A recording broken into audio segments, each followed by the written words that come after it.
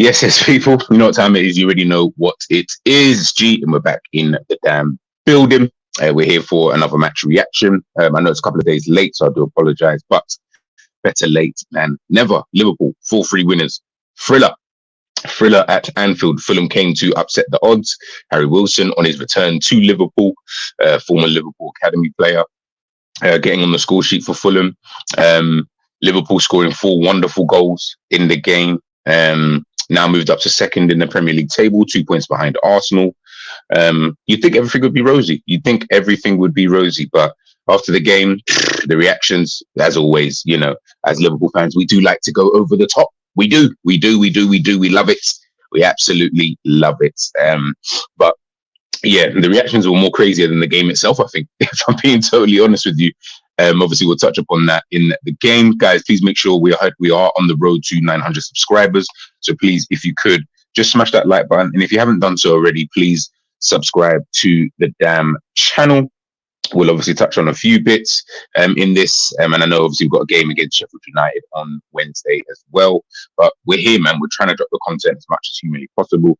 So I'm going to be here trying to get as much out as I possibly can this week. Obviously, we've got 2 games this week. Obviously, Crystal Palace on the weekend away at Selhurst Park. So yeah, it's going to be a crazy week, but let's hope we can obviously get it all done. Hope everybody is okay. Hope everyone is all right.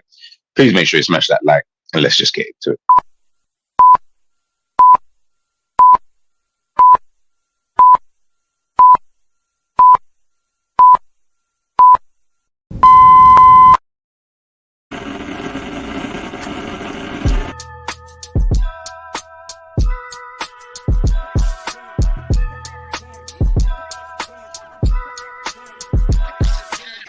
Through the lot, now you know I'm coming through. When the growth look good on you, best believe they wanna screw now. I've been trying to climb, devil threw me in the dark. Baby, don't be insecure, you can still go make a mark like blow. Could never let them drain my soul now. Blow. Table turning like doorknobs, wow. Blow. I think I'm about to set sail. I'm a walking, living legend, walking with my chest out. Life keep dealing me cards, I keep fitting in love. Yes, so Liverpool 4-3 winners, as you guys can obviously see scrolled across the bottom of your screens, against Fulham. 4 wonderful goals in the game. Trent Alexander-Arnold with a hand in 2 of them. The first one was obviously given to Burnley. Harry Wilson obviously pegged Liverpool back. McAllister, wonderful goal, absolute rocket. Tete then clawed us back after VAR intervened, but they gave the goal. Then the cover Reed for Fulham. Then Endo coming off the bench, you know. All the slander for Endo and all of that kind of stuff probably went out the window when he scored that goal. And then Trent Alexander-Arnold, the Scouser in the team, was able to get the final goal of the game. 4 really, really good goals from Liverpool. 4 decent team goals from Fulham. So, yeah, it made for a real thriller. Thriller Manila, so to speak. Guys, please make sure you're smashing, obviously, that like button, sharing, and subscribing to the channel. Now, as I said in the prelude,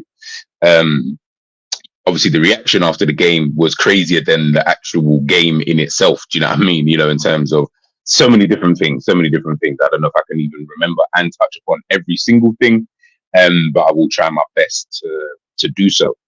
But in terms of an overall, looking at the game, it was a poor performance from Liverpool, to be honest, outside of the goals, which, as I mentioned, absolutely great goals. Outside the goals, I felt like Liverpool were quite poor in the game. Don't know what it was. Yeah, you know, just one of them kind of games. You know, not always going to be your imperial best. Should I say? Sorry. You know, after every single game, there are going to be games like we saw, you know, on the weekend against Fulham. Just luckily we were able to come out of that game with the victory. You know, and you know, Liverpool keep up this kind of impressive record this season, especially at home as well. I think that makes it 11. I think it's 11 games at home this season that they've won. Which I think obviously is the best start that Liverpool have ever had to a campaign since, I don't know, Jesus was a boy. So, you know, that kind of tells its own story. As I mentioned before, we're sitting currently second in the Premier League. If I show you guys the Premier League table, sitting second in the Premier League, 2 points behind Arsenal, point in front of Manchester City, and a couple of points ahead of Aston Villa. They were doing really, really well as well this season. Goal difference, same as Arsenal, less than City, and more than Aston Villa. So you'd think after hearing all that, everything would be calm. Everything would be super calm. We'd all be happy. But you know me, we don't happy. Yeah, I mean, we don't do happy. Do you know what I mean? As we are as fans, we're always seeking perfection. And I'm actually starting to respect it a lot more so this season. It's so crazy because um, I always felt like standards sometimes it can be misconstrued. In terms of some people may have higher standards, so to speak. Some people have a different threshold for what they would accept, and, yada yada yada. And I felt like we were in like a between a rock and a hard place, so to speak. With some people thinking this, some people thinking that, some people maybe have too high of expectations, some people having low expectations, some people in the middle. It was all kind of everywhere. I didn't feel like we were like unanimous, but this season, which is so crazy because, as I showed you there, we are second in the Premier League. I feel like the expectation levels, even though, well, let me not say most of us, myself anyway, and I'll speak for myself, where the expectation for Liverpool for me was just get top four, and everything else I don't really care about, like the cups and that. I'm not really too fussed about those kind of competitions. I'm just more concerned with the Premier League, get that top four place. Let's, get back to some familiarity that we've seen over the last few seasons, qualifying for Champions League and that. Obviously, we saw last season, clearly it's not a given. If you're not on your A game, you will be overtaken. And I feel like we're well on course to do that. Title charge, who knows? We are in a title. Well, I don't call title races after 14 games, but in terms of points, and if you look to the table today, we are obviously in a title race with both Arsenal, Manchester City, and technically Aston Villa. If I'm being totally honest, heck, you might want to throw Newcastle in there as well if you want, just for fun. But the Premier League's pretty tight in terms of the points as well.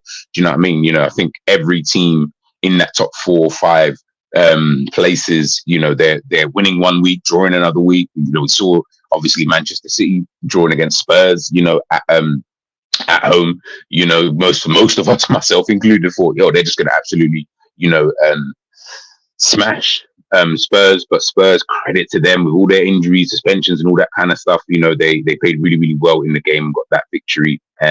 So it just makes the table a bit more tighter. Obviously, Arsenal getting that kind of comfortable victory, comfortable up until a point, up against Wolves, and then obviously Liverpool getting that uncomfortable victory.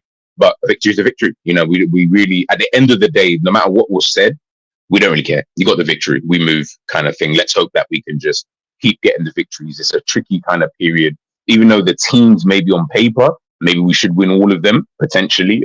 Maybe the Arsenal one might be the only one where you're saying it shouldn't be a given. But with considering our record against an Arsenal, we should be winning all of these games throughout December. So it's going to be interesting to see. But anyways, to the Fulham game in itself, obviously 4-3. We'll take a look at some of the little bits and bobs. Guys, make sure if you haven't already tuned into the Jerry James show, we did like a tactical analysis and a very, very good conversation there. Big up Ends as well. We did, he did a call-in show with Savage last night. A lot of people, a lot of opinions and stuff like that. It was a good call-in show, listening to everyone's opinions and certain things said, and blah blah blah. Ends talking nonsense as he does. Big up Ends. But yeah, I felt like I said, the reaction was bigger than the actual game in itself. I kind of wish the players had the same kind of feeling sometimes as us as the fans, because if they did, then they wouldn't put in these kind of subpar performances. But ultimately, we got the victory. So most people are gonna be blind to the actual game and the performances of some players and stuff like that. And I actually did a rating for this game because I said I kind of had to. I felt like this was actually one of the games I kind of had to do a rating. But looking at the first half of the game, obviously we go in, I think it was 2-2 or whatever. You're looking here. This is literally just the first half stats. Both Liverpool and Fulham both had big chances. Liverpool missed their big chance. Fulham obviously scoring theirs. Shots inside the box. That's the one I looked at, and I was like, wow, didn't even recognize they had 5 shots in the box to our 4. We had 6 obviously outside the box, and that kind of showed you that Fulham came there with a game plan. They came there with a game plan, and they came there to kind of stifle Liverpool, because they know Liverpool's threats, especially that forward line. And they know that with certain players in the team, the Van Dijks, the Trent, if they get time to pick a pass out and stuff like that, it's game over. Do you know what I mean? So they were able to come there with a plan to try and nullify that. And like I said, I felt like Fulham played pretty well. I don't think Liverpool deserved the victory. I think it was a draw.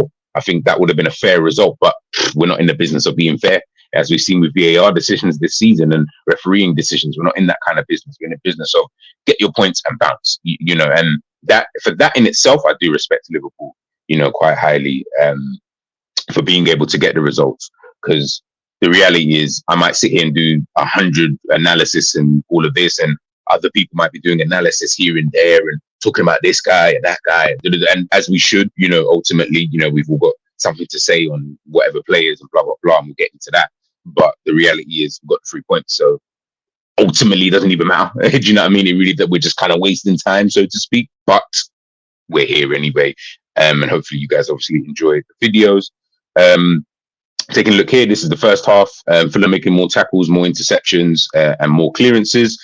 Like I said, man, Fulham were just really, really up for it, to be honest with you.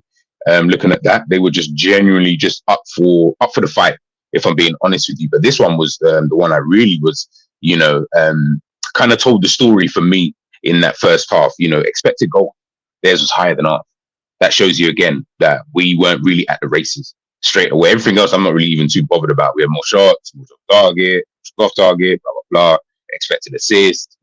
None of it even matters. Expected goals is where I'm looking at. And obviously where we've had Kelleher in goal for this game, and again, we'll get into the ratings and stuff like that. Where we had Kelleher in goal, this game was it was almost like the perfect game to show why we rely why we have relied, should I say, on Alisson so much so. And here are the deficiencies. Now you don't have the best goalkeeper in the world. See what it looks like now. You know, Liverpool didn't break, you know, Fulham down with excellent play or anything like that. They were just 4 wonder goals. Do you know what I mean? They were all fantastic goals. You know what I mean? Especially that McAllister one. I pick up McAllister for that one. That felt like I was a really, really good goal.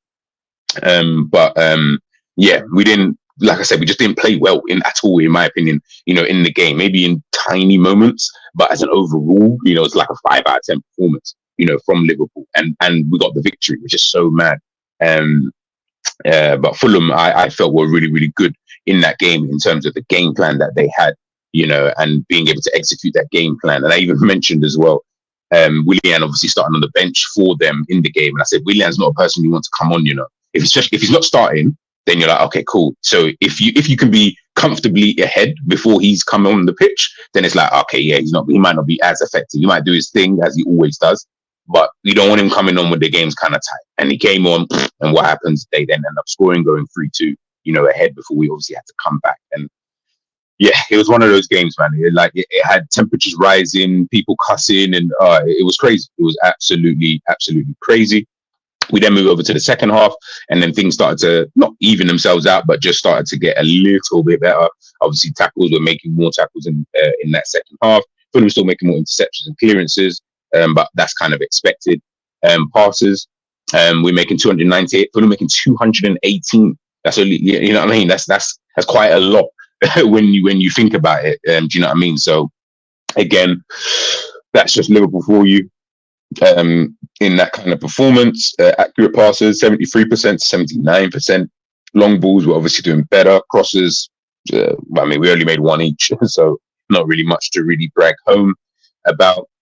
And then this is where it got better. As you can see, Liverpool expected goals 1.74 to Fulham 0.29. Do you know what I mean? That's when it's like, okay, Fulham did try to sit back a little bit more, try to more soak up pressure, wanted to really hit Liverpool on that counter. Again, you could see really in the game in itself, Liverpool, again, we always kind of revert back to type, so to speak. When we're not really playing well, we kind of revert back to what we were used to, which is that typical kind of I say old school, but, you know, how we used to play.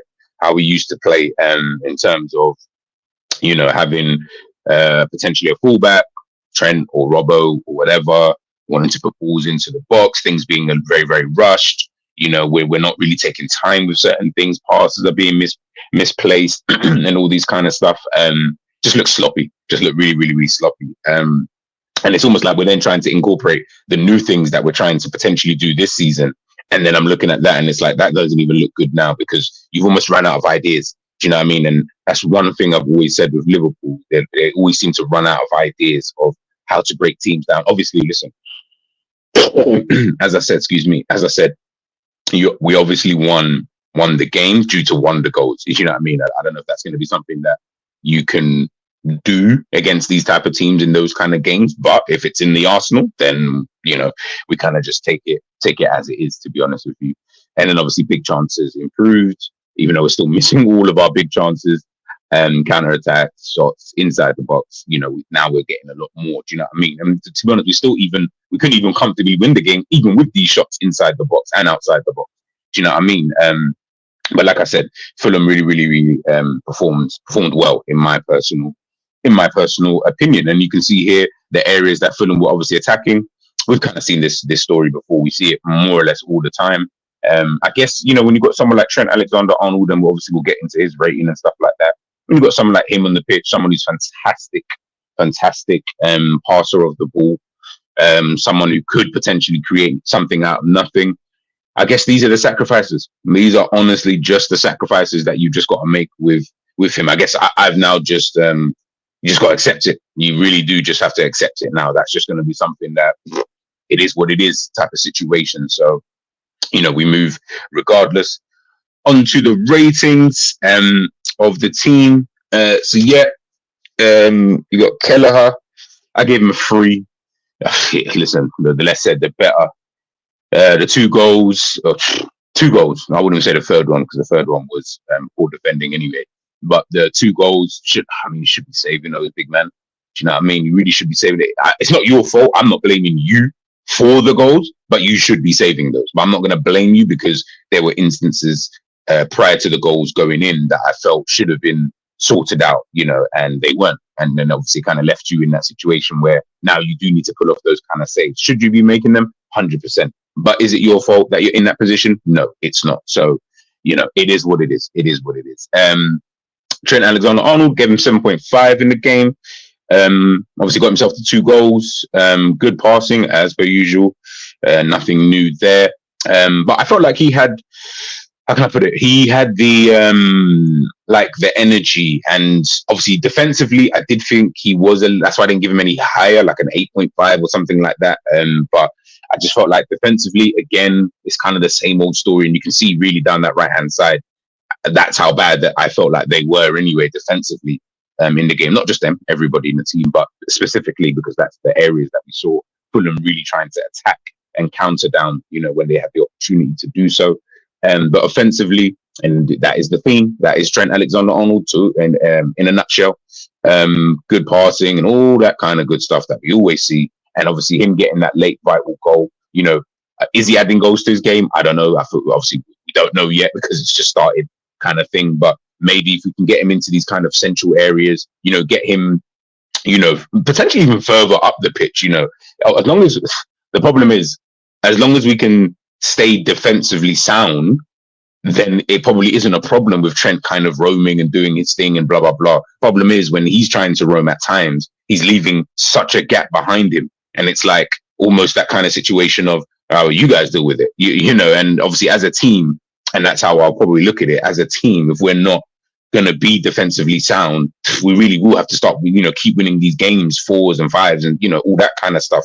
I think it's the first time this season, outside of the Toulouse game, where we've conceded 3 goals, in a game at home, especially as well. So, not to say alarm bells ringing, it's just one game. We might just go and slap Sheffield United 6-0 for all I know.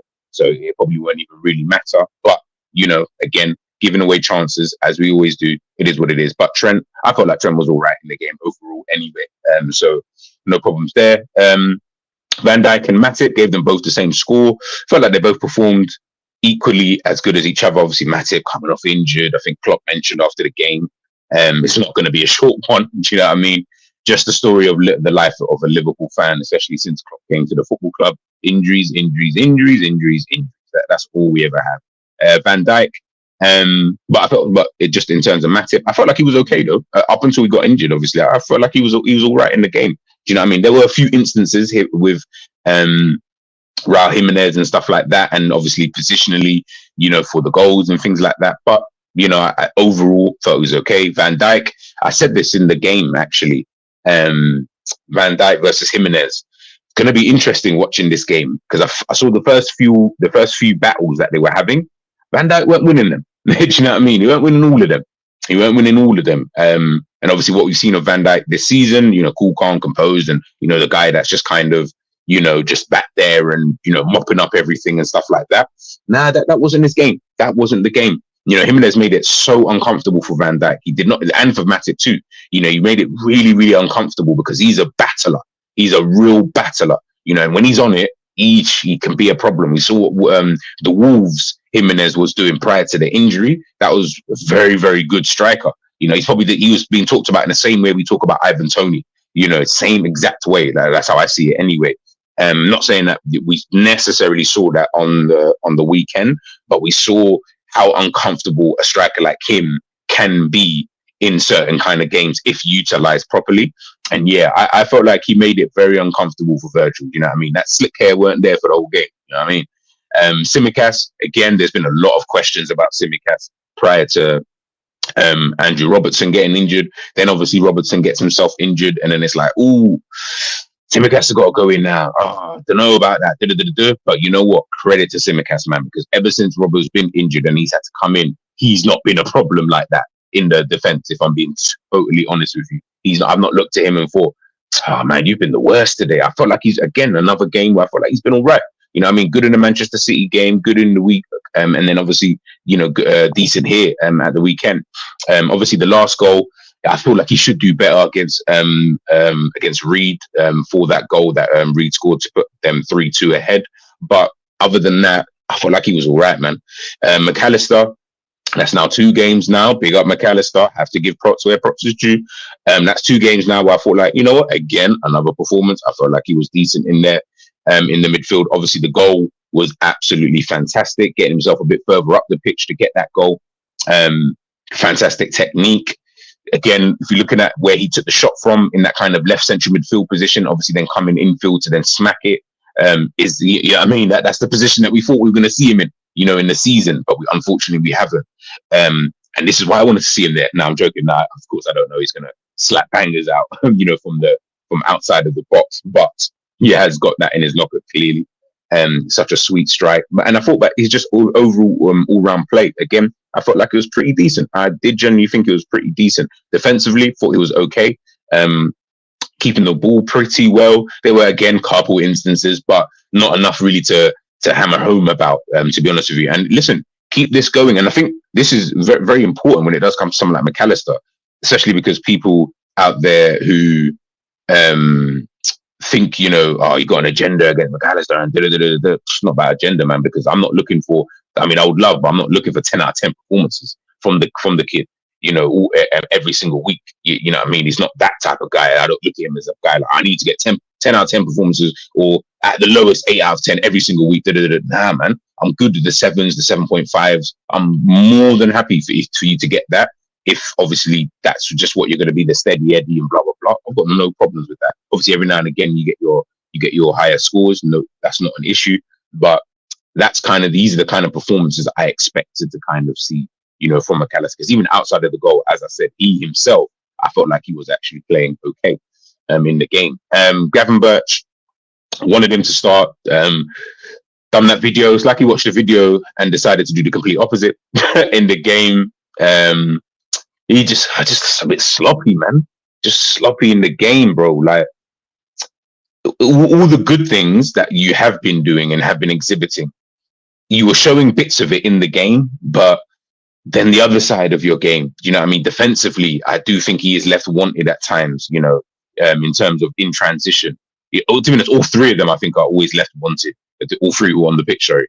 I always feel like they are left wanted when it is in transition. But he would just look like, oh, Jesus Christ, Gravenberch, man. And then as the game kind of wears on, you just look leggy. You just look like, you can't really keep up at times and stuff like that. All of those nice little touches and whatever can't really come off because you can't really do it anymore. Like, it's all of that kind of stuff. But I don't think he was, again, I don't think anyone was shit, to be honest with you. It's just more of a case of, I just didn't really feel that, your performance was that good, to be honest. Again, nice little touches in the first half and stuff like that. But then second half, you just tailored off. So Bozalai, poor. He was just poor around. I thought he was just poor all game. I just thought, and again, hooked off again. Do you know what I mean? And it's good that at least we hook off these guys when they're not playing well, and we've got other players to obviously come on and try and affect the game.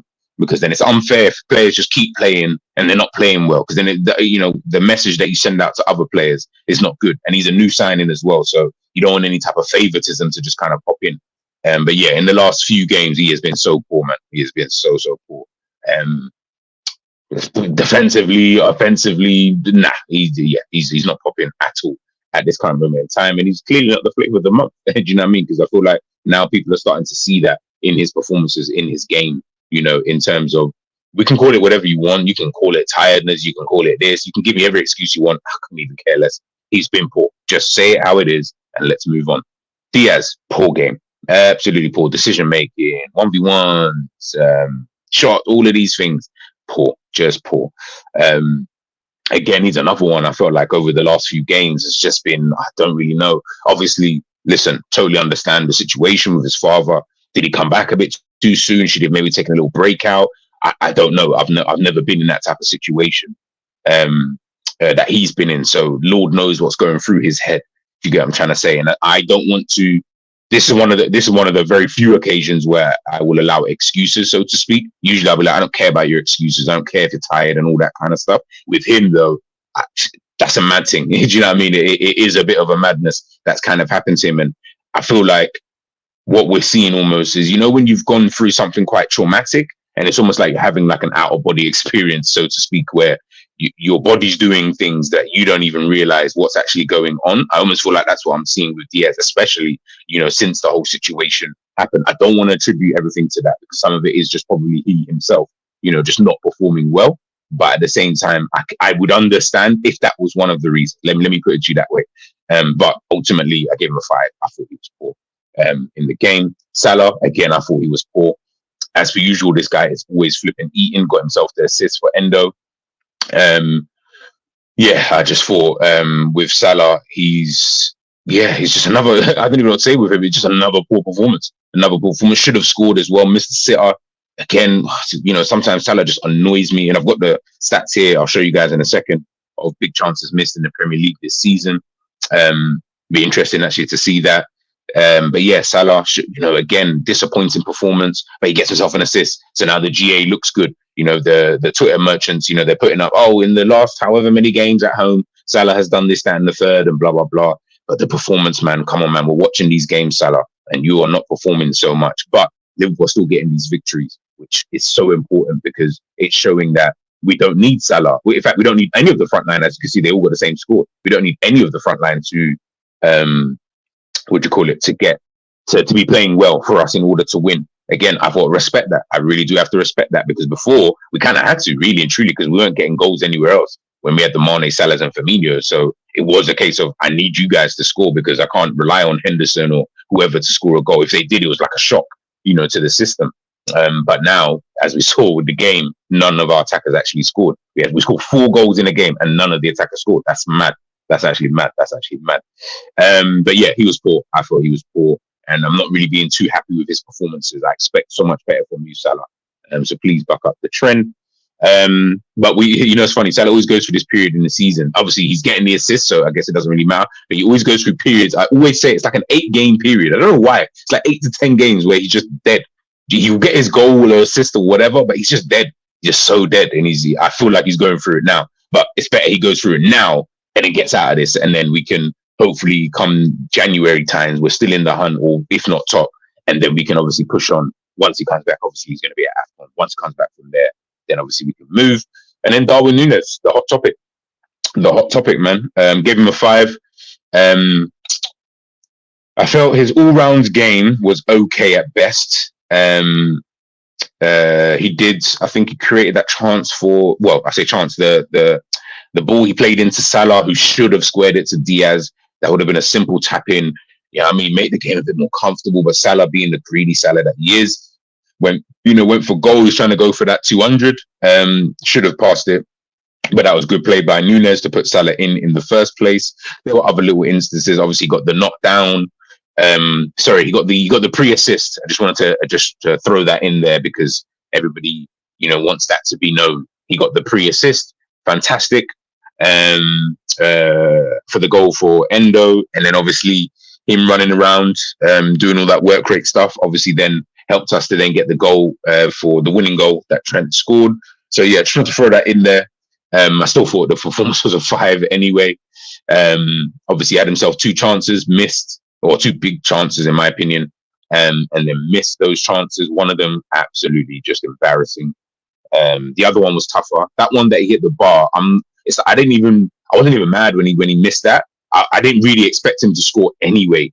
I don't feel like that's the type of goal that he would score anyway. Maybe if it was a different type of striker, I would have been more annoyed with it, but I wasn't mad with him when he missed that. It was the other one that he obviously just fluffed his lines and he should be scoring there. But, that's just Darwin in itself. And I think, speaking of Darwin, obviously everyone's got something to say on Darwin Núñez. I feel like I've said quite a lot anyway over the last couple of days in regards to Darwin Núñez. Look, man, if you like him, you like him. If you don't like him, you don't like him. It is what it is. Obviously, he's our player, so there's going to have to come that level of, it's like I support him in terms of he obviously plays for Liverpool. I want him to score because I'm like, I need you to score because we're trying to win games and stuff like that. But in terms of as a player and things like that, and big up Savage, because Savage seems to be the only person who says it properly, in my opinion, or in my own opinion, in terms of when I hear people talking about, Núñez specifically, especially in this game, because rightly so, Núñez wasn't the only one who missed chances. He definitely wasn't the only one. So man can't say, it's because of Núñez. I don't think, well, I've seen people mention that, but I won't say, yes, because of Núñez. It's because of the forward line. The forward line was dead, was absolutely dead, in this game. So they all are culpable for us not, comfortably winning this game. But when we're speaking specifically about Núñez, I think it's because it's like one time too many. I think it's just one of those kind of things. I think that's how I see it now, is that it's all the time with you. You know what I mean? It's like you'll go through good patches, that's fine, no problem. But then, you go through these kind of patches, 1 goal in 7 games. I think he's got an assist, because I know Enz wants me to, to clarify that. But I think, yeah, so let's say 2 goals and assists in 7 games. When you start seeing stuff like that, it's like, it just gets annoying. It really does just get annoying, after a while. And it's like all the time with you in terms of getting these opportunities where I guess we have an expectancy level on him, and I think there is an expectancy level placed upon him. I'm not going to say a Haaland expectancy level. Haaland missed that sitter. That's bad. You got to take that L, big man. You definitely have to take that L. You know what I mean? Because then your team ended up drawing the game as well. So, you know what I mean? We've got to definitely look at that for Haaland. But, when people say, I'll show you guys here, this is the big chances missed. He's second in the league. This is just Premier League, so I don't know for all the other competitions. All in all, he's second, joint with Ollie Watkins. Rasmus Højlund is there on 8. Nicholas Jackson, Buemo, Bowen, Rashford, and obviously Salah. Let me just take that off. Salah is on 6. So obviously you see that there, yeah? Darwin's missed 13 big chances this season. So let's just say in an ideal world, he puts away some of those. I'll probably even say, I'll just go half. Let's just say he puts away half. Yeah, so we'll say 6, just for the sake of it. I can't do 6.5 goals. But let's say he puts away 6 of those chances, right? He'd have bare goals, right? Like you'd add on 6 goals to, what he's currently got, and then you look at the top goal scorer. So as I showed you here, Haaland with 15 big chances missed this season. Ollie Watkins with 13. Obviously Darwin with 13. Rasmus Højlund, this guy's not scoring at all. Jackson's obviously scored a few goals here and there. Mo Salah with 6 goals, 6 big chances missed this season. And then look who's top of the goal charts. Erling Haaland and Mo Salah. So when we do this thing of, but other strikers, this is why I hate that discussion. But other strikers, we know other strikers miss. Look at the 2 guys at near the top anyway. Haaland with 15 big chances. Imagine if this brother put away 10 of those. Peak for us. It would be so peak for everybody. Because he'd have more goals again. But then when I'm looking at the goal scoring charts, the guy's clear by 4 goals. The next one being Mo Salah anyway. You know what I mean? And I think that's where the tolerance level comes. Because then when you look all the way down, Darwin Núñez is joint 20th with 4 goals this season. He's on with the likes of Foden and Kulusevski's and the Součeks and Jota, Palmer, Leon Bailey, Awonini, Mateus Cunha, the Corres. These guys are all on the same kind of goals, And if I count, there is only one, two strikers on that on this bit here. Obviously, there was more, but I said, you know what, I don't even want to do that. There's more, and I think that is why people are going to get more and more annoyed with him, is because you're missing so many big chances. So many. It's not like you're missing one or two or blah blah blah. You're missing 13. Okay, no problem. Haaland misses 15. Watkins misses 13. No problem. No problem whatsoever. Watkins is up there now with the goals. Got double the amount of goals that Nunes has. But then we do the thing of, and it's what I said on some of these streams, is we go too far either side. Myself, as I say, I'm not trying to make myself exempt. We go too far with the criticism at times, and then we go too far with the praise. Now, maybe it's just trying to balance itself out, so to speak. So the people who criticize too far is because of the guys who go too far with the praise, and the guys with the praise is because people are going too far with the criticism, just to make it more balanced. Big up Bayesian, because I heard him say this yesterday on Enza's stream, and I heard that and I was like, you know what, it actually might be true. Sometimes it's almost like you don't know you're doing it, but you're doing it, kind of thing. Maybe that might be it. Maybe that just generally, might be the case, when it comes to Darwin Núñez. But yeah, like when you're missing this amount of big chances and you're not even scoring at a decent enough rate, it's gonna rile people up, man. It is gonna rile people up, because we can't use the excuse of, oh, but look at the minutes. The minutes are so irrelevant in this. They're so irrelevant. The minutes would only be relevant if he wasn't getting enough big chances. That's when you can start saying, oh, but look, he's not even getting that many.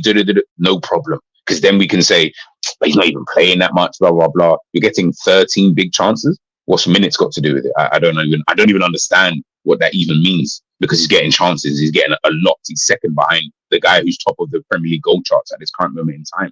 Do you know what I mean? 14 and 14 for Erling Haaland. But you got 4 goals and you're getting that many big chances. I expect you to at least be on double that, my boy. I definitely expect you to be on double that. And unfortunately, you're not. Is that my expectancy level? Maybe my expectations of him is too high. So maybe I do need to lower it like far down, because when I look at this list of players, if I just get it up, when I look at this list of players, even not really even here, actually, let's go to this one. I do put him in that level of the Ollie Watkins, the Isaks, the Wilsons, and maybe I just have too much of an expectancy level. They're kind of more natural strikers anyway. Not to say he isn't, because he is a natural kind of striker, but I don't know. There just seems to be something different between them and him, in my personal opinion. I don't know what it is, but I think it might just be expectancy level. Maybe I'm expecting too much. Maybe I should, lower my expectations. I'll lower my standards for him, so then I'm not going to be as annoyed, so to speak. But hopefully it gets better. That's all I can realistically say on him. Hopefully it gets better, in regards to that. In terms of the rest of the ratings and things like that, I thought Endo was decent when he came on. Does need to stop these like foul. It's like, I don't mind it at times, but he almost borders that line where he's going to get a yellow card for it. I don't know how long term that can be, because eventually you'd end up getting yourself sent off. But he is good at breaking up play. And what I like about Endo, what I like about him, is that he always does try to look forward and play that pass forward. I do like that about him. And when he does break up play, or if he does get that tackle in, it's forward movement, and it's trying to move the ball forward quickly. Obviously still learning the tactics, still trying to acclimatize himself. Yes, there are at times, I do think the game does pass him by. He is a little bit slow and stuff like that. I get all of that. And that's fair enough if that's one of the reasons why you don't want him in the team. I can't really argue, with that. But I do think he's better on the ball than I even expected. I did hear about that, but I didn't know it was going to be as good as I've seen it, so far. So does he start in the next game? Let's wait and see. I think he might actually start, against Sheffield United, because it's Sheffield United away, got no manager. He might actually start that game. Gomez, Ibu Kanate, obviously coming on. Yeah, I thought they were okay in the game. I felt like they were okay. They were calm. Gomez might be a little bit disappointed he probably didn't start the game, but I think I don't know how much he's going to rotate the team, to be honest with you, but I think he may, potentially start the game. Gakpo coming on as well. But he was okay. Again, he was okay. He was okay in the game. None of them were nothing really to write home about. Endo probably being the only one, because he got the goal, in the end, to help us the victory. So yeah, man, that's kind of my match reaction kind of done. As I said, the reaction after the game was bigger than the actual game in itself. As I said, we are second. If I get the table up for you guys, We are second in the league. So obviously it's one of those ones. And I think I asked this question, on Jerry's show yesterday. Why is it, and I'll leave you guys with this anyway. I'll leave you guys with this. Why is it why is it when I watch Liverpool anyway, I'm not confident in the team, so to speak? Why is it when I watch Liverpool play, I'm not confident, really? Obviously in some games, yes, I'm like, oh yeah, well, we're going to pack these guys. We're going to do this, we're going to do that, stuff like that. And obviously we've got quality players in the team, so of course. But as an overall, when I watch them, I'm not really that confident in the team, so to speak. But we're second in the league. As I said, we're second in the league, 2 points behind top, through to the next round of the Europa League, cup, whatever. I don't really care about the Carabao Cup, but the Europa League and the Premier League, we're doing well. We're doing well in both those competitions. But then I don't know, I still watch Liverpool and I'm just not that confident, in terms of, maybe because I need to get used to this Liverpool in terms of understanding. And again, this might be a self-reflection for myself, maybe just looking at this Liverpool in comparison, and don't compare it to the other Liverpool that we saw, who was very, one of the best teams in the world, blah, blah, blah. And just look at this Liverpool for what they are, in terms of transitional season, new players, trying to get things, popping. I feel like the quality of the league is definitely lowered this season. I don't think there's anyone at all, even in Europe, where I feel like they're above and beyond. I almost feel like all the top teams that you would class as big clubs or top teams around Europe are relatively the same. They probably could all beat each other, this season. So maybe that's just what it is. Maybe that's what it is. You guys, obviously, you let me know. Let me know what it is, what it could be for those who may think like that. But as I said, we are second. We've only lost one game in God knows how many in the Premier League anyway. So on that side, I have to respect Liverpool majorly. I have to respect Klopp majorly and the players for the resilience, coming back in games, 10 men, 9 men, whatever. We've done so well. So I have to big them up for that. But yeah, there's just something there that I'm just like, I don't know about all of this. I really don't know about all of this. I don't know if this is just a smokescreen for something bad to happen in the second part of the season. I hope not, though. I want us to do as well as possible. I want us to succeed. I want us to win everything that we possibly can win, in a season. But yeah, there's always that little doubt. But maybe it's just seeing is believing. I am a seer is believer type of guy. Maybe it's just one of those where I need to see the fruits of the labor. I need to see, one of the things that we were talking about yesterday on the show was we've seen with, say, Manchester United of old, we've seen with Manchester City, I've seen it a little bit with Chelsea, and they've been able to win titles and win things in many different ways. There's been always a different way that they've not always won it the same way. So either they've won it playing fantastically well in terms of style of play, either they've won it through resilience, in terms of having to come back, being second in the league and all this, that, and the third. Either they've won it through at a canter, all of these kind of different ways. Liverpool have only done it once. And we've only won it one way, which is we've had to win it at canter. We literally, everyone else wasn't even that good. Before I say everyone else, like the rest of the league was so far behind us that it was just embarrassing for the rest of the league. That's the only way we've won it. We've not won it any other way. There's not been but remember in 2000 and blah, blah, blah, we won it this way. We can do it this way as well. I have no idea. No idea, because I have nothing to draw upon. I have nothing to give as evidence to. Maybe that would give me a bit more solace to say, come on, G. You know what I mean? Like, maybe we can win it this way. Maybe we can do it like this and you can win the league, kind of thing. Maybe this is that season. Maybe I have no idea how the season's going to finish, but maybe that might just be it. This might be the year where quality is a little bit down. There's not really a runaway team. No one's performing overly, fantastically kind of thing. Man City obviously dropping points, they're clearly not looking their best, so to speak. Arsenal, I think Arsenal for me are probably the best overall team in my personal opinion in terms of everything to do with them. Then maybe it would probably go like the Liverpool. Then I'll probably put maybe like an Aston Villa. I feel like they're really performing quite well this season.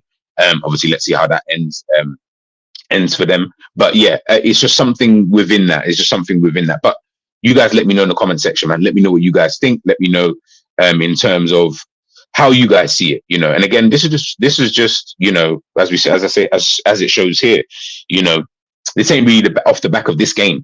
I mean, I can't speak for everybody else, but I've had this feeling since game one. And to be honest, there's been nothing to really change that so far this season. Only thing that's probably changed that, so to speak, in terms of my thinking, is that we keep on winning, which is then making me think maybe this is just the new way of doing things. If so, then I can get with it. I can definitely get with it. You know, I can definitely look at it and say, you know what? All right, cool. You know what I mean? You guys show me that you can win the league like this. Do you know what I mean? So cool. Let's run with it then. Then at least then I know if there is another level, then it's going to be peak because you've been able to do it that way. So clearly we've got another way of winning things and stuff like that. But obviously we've never done that before. So I've got to obviously wait and see. But look, as I said, we're second in the league. We go into the game against Sheffield United. Probably just looking to, we just need to be on it because the crowd and all of it, you know, I'm assuming it's going to be cold and stuff like that. We just need to be on it. You know what I mean? We don't want them to be causing any shocks and anything like. We don't want another Luton. I really don't want another Luton. I beg you, just give me my comfortable victory, play well, and then obviously we can obviously move. But guys, end of the video. Please make sure you smash that like. Please make sure you share. Please make sure you do subscribe. Any comments, just leave it in there. I will get back to all of you as quickly as I can. I'm G. Match reaction done and dusted, and we out.